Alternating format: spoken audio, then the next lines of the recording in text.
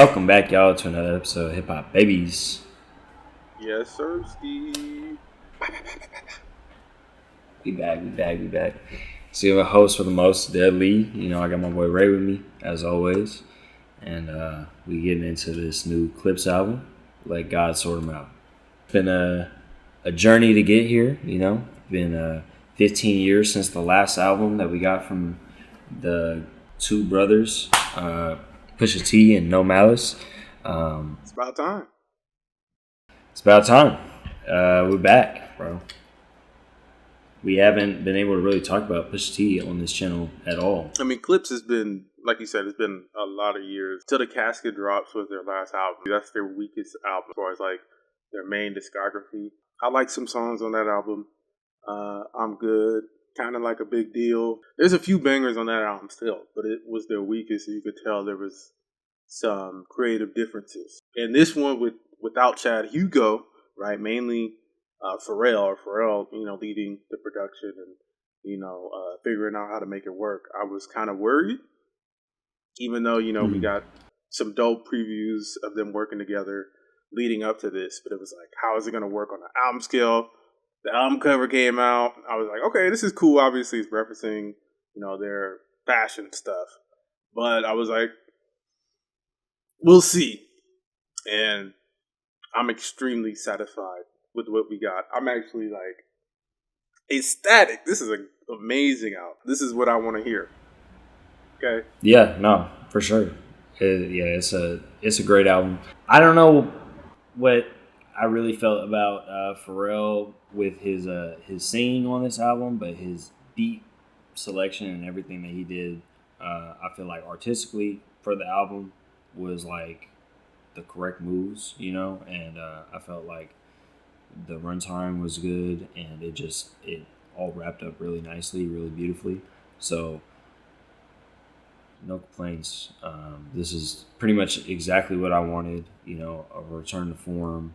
The way that No Malice kind of like accepted his lifestyle and how he like moved on from it and how he like found peace throughout it. So it's really cool to see that, like, you know, all that stuff that was affecting him through that time and not letting him feel fulfillment in what he like does, like just for his day to day. He moved past that. He's just got some of the best rhymes on this project, bro. He's just dicing people up left and right. Hey, you ain't solid, you ain't Malice, bro. For real, Malice, he didn't come to play. He basically knocked out every verse. You know, sometimes with the songs, there was moments where the beat changed specifically for him, because whether it was a different flow or he was just going in, right? To see Malice get back comfortable, he touches on this on The Birds Don't Sing, right? Basically saying like his pops gave him the okay to start rapping in this way again, you know, because he totally went to Christian like music, or like he was doing a certain type of music because he wanted to distance himself from that hood music or that certain sound, and he had changed his life, kind of like Mace, right? And to hear him come back on this, and he's not cussing still, he's not being vulgar, but he's still aggressive. He's still not missed his mark at all as far as like talking about trapping or talking about being there for his brother. You know, basically being there to back up his brother. You know, he's back with Pusha T in there ready to strike. And yeah, The Birds Don't Sing was an emotional ass way to start the album. You know, Pusha T was talking about his mom a bit, and Malice was really talking about how he walked in on his father gone. He was dead.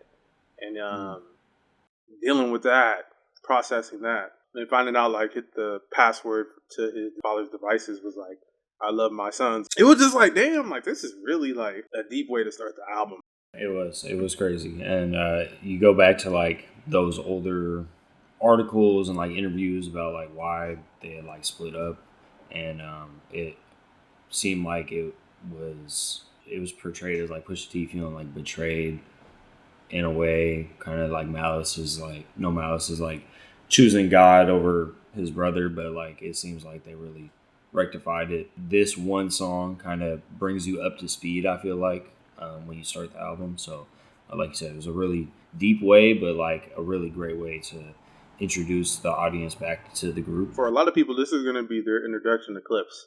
It's been that long, to hear them come out the gate with that, and then going right into Change and Whips with Kendrick. We know what Kendrick's been up to recently, killing it. And this was another track where I felt like he did a great ass job. Didn't steal the whole show.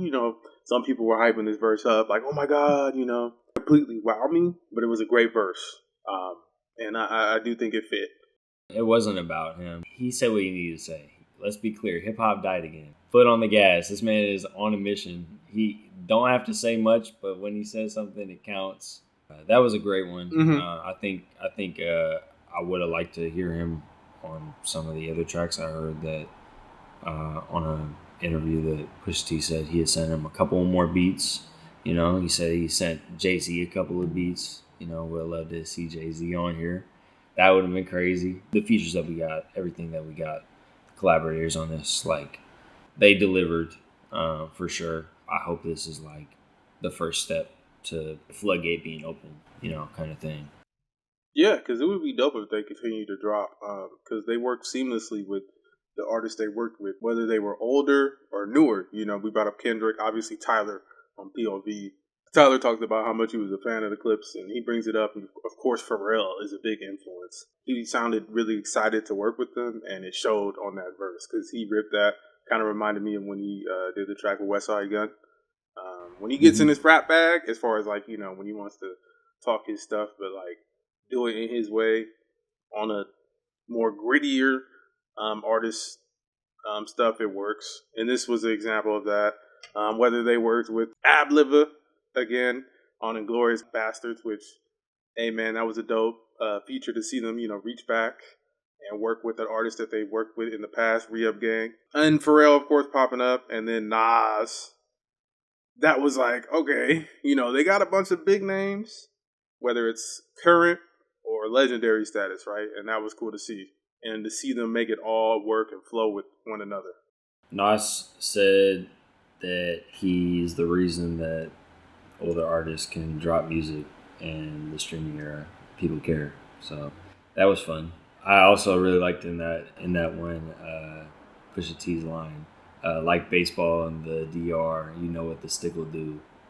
Mm-hmm. I particularly favorite Pusha T, just his like enunciation and the shit that he does, like on Ace Trumpets. He like had that crazy rhyming, and then with the Wi-Fi and making up words and shit. He's just got it, man. Yellow diamonds look like PP.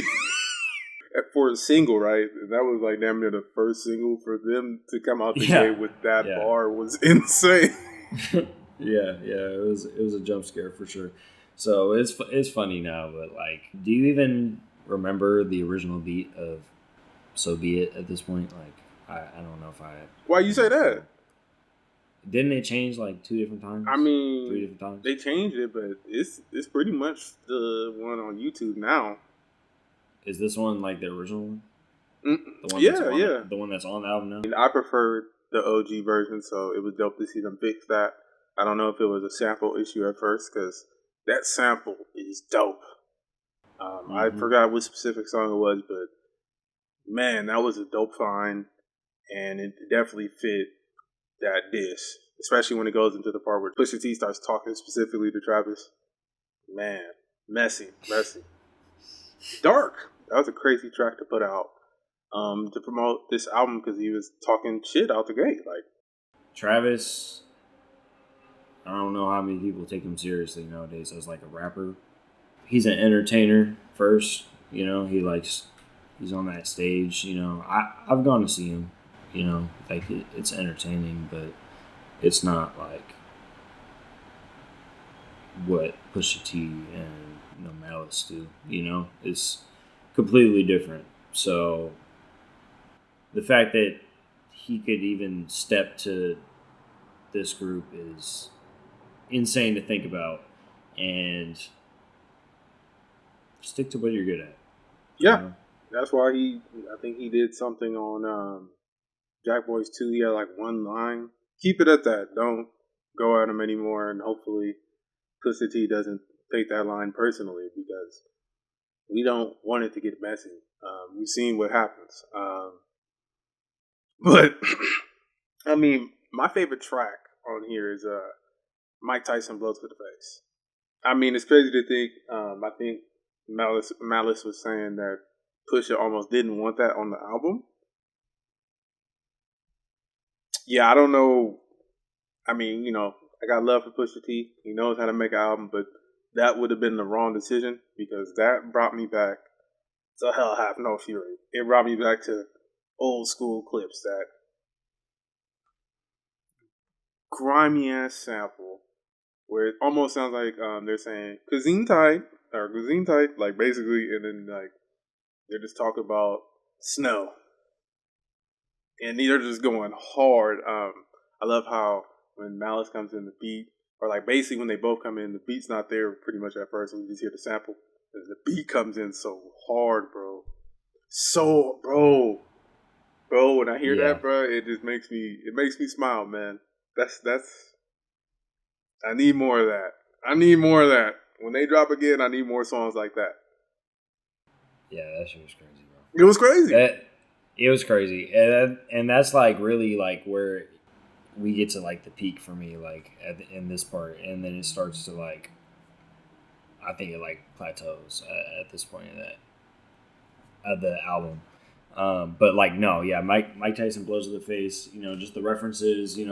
The girls, they're fiending for it.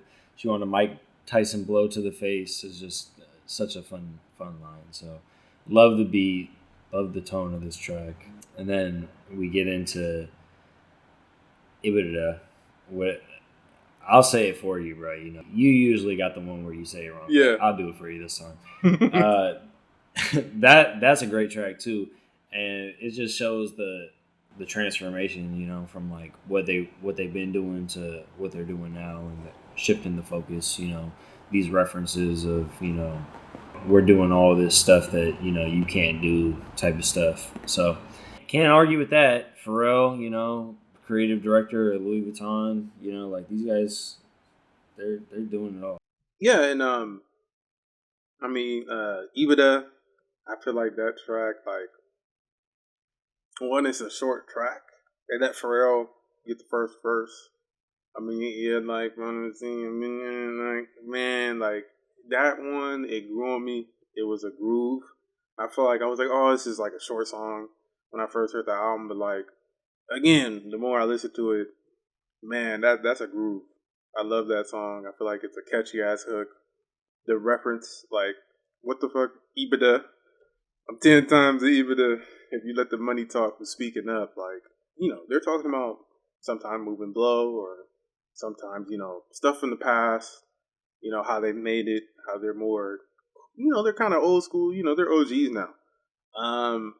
But to see them flex in a way that's not too, again, vulgar, that's not too aggressive. They're not really talking about killing people on here.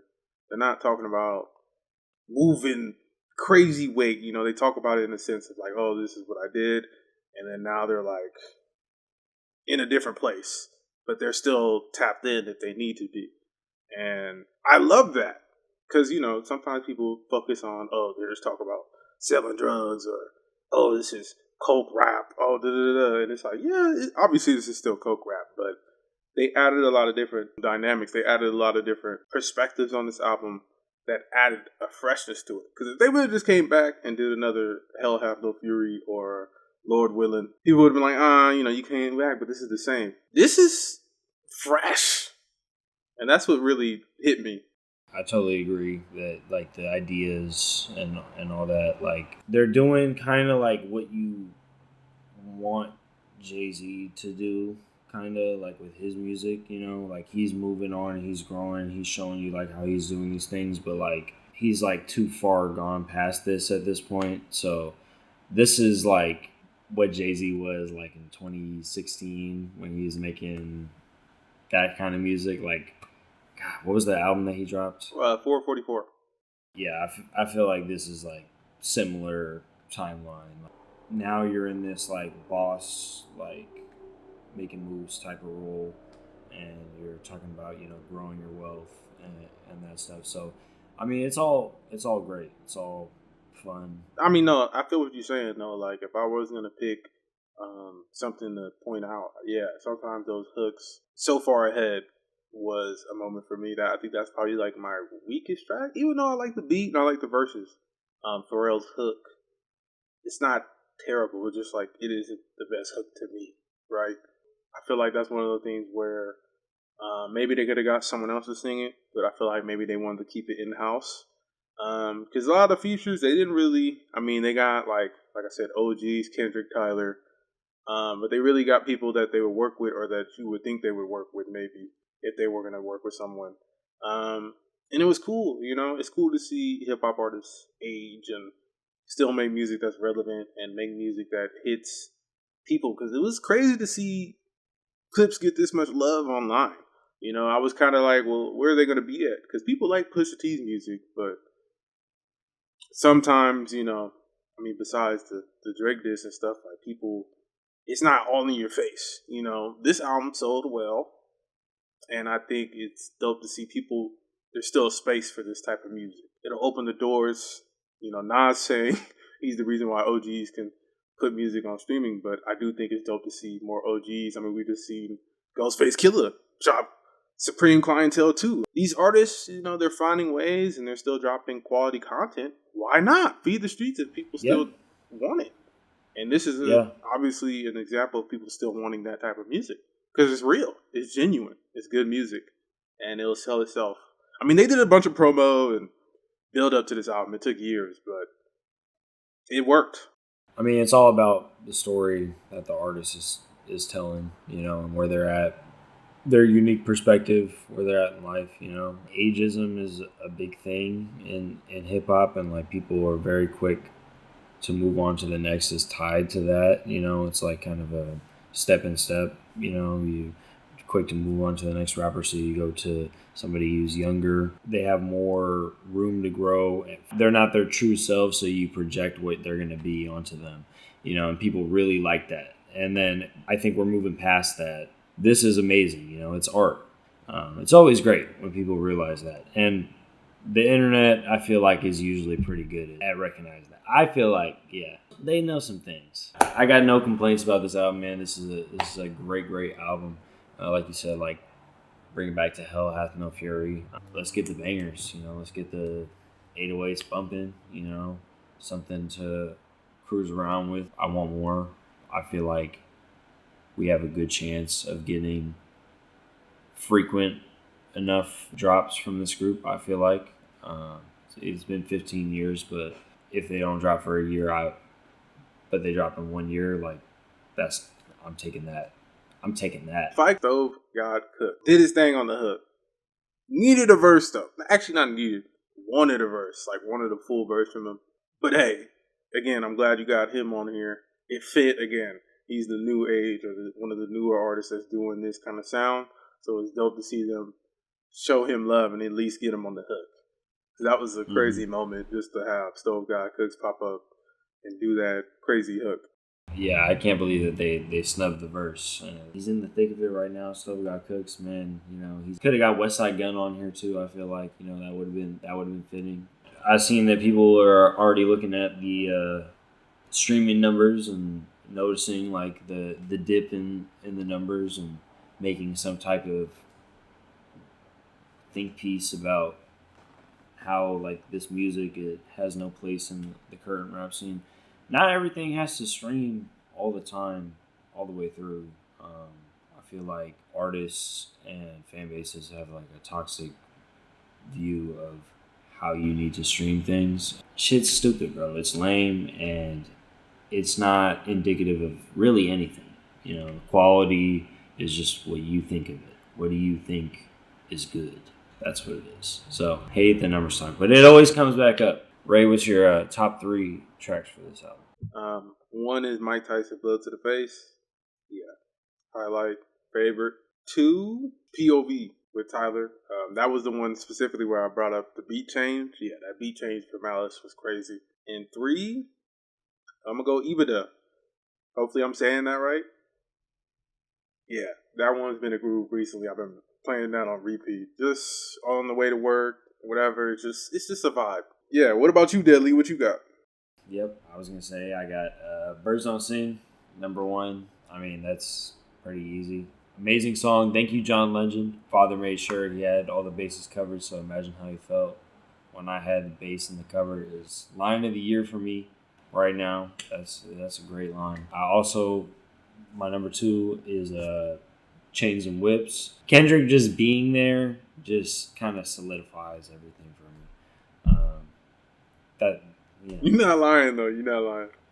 Number three, I got P.O.V. So I'm just going 1, 2, 3 on the track list because honestly, you could pick any of these. And P.O.V. just because I believe that Tyler verse is like one of his best verses in a long time. Great, he's a great rapper. So that being said, thank y'all so much for watching this episode of Hip Hop Babies.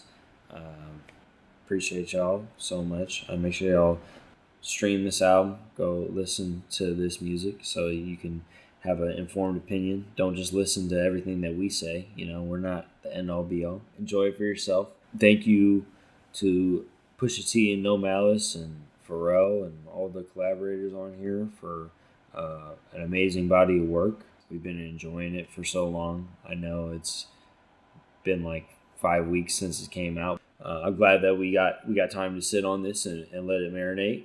Make sure y'all like, comment, subscribe to the channel if you want more content like this.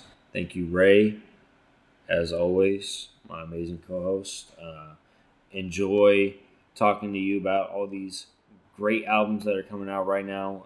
Your enthusiasm for the tracks is the best part about this. So thank you, bro, and I'm gonna pass it off to you. Yeah, thanks, man. I appreciate it, and as you know, thank you as well. I appreciate you for helping leading the show as usual. Putting in that work. Yeah, Clipse. I appreciate y'all, man. This is a great album. I'm a fan. I still listen.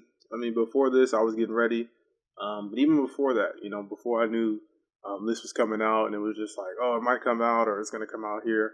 I still listen to Hell I Have No Fury. I still listen to Lord Willing sometimes, depending on my mood. So it's great to hear y'all come back, not miss a beat, get dope features. Like I said, I know y'all worked with Ab-Liva recently, and this isn't the first time recently, but it was dope to see y'all get him on the album. Because as we're saying, y'all got legends, and then you also got old people y'all mess with. And it just shows, like, even though things have changed, not much has changed, and I appreciate that. As a fan, it's always dope to see, hey, man, the group comes back, and they don't miss a beat, and they make dope music still. Especially considering all the changes y'all have been through. Even talking about it on this album, I appreciate that. Everyone that worked on this, appreciate you. And with that being said, peace.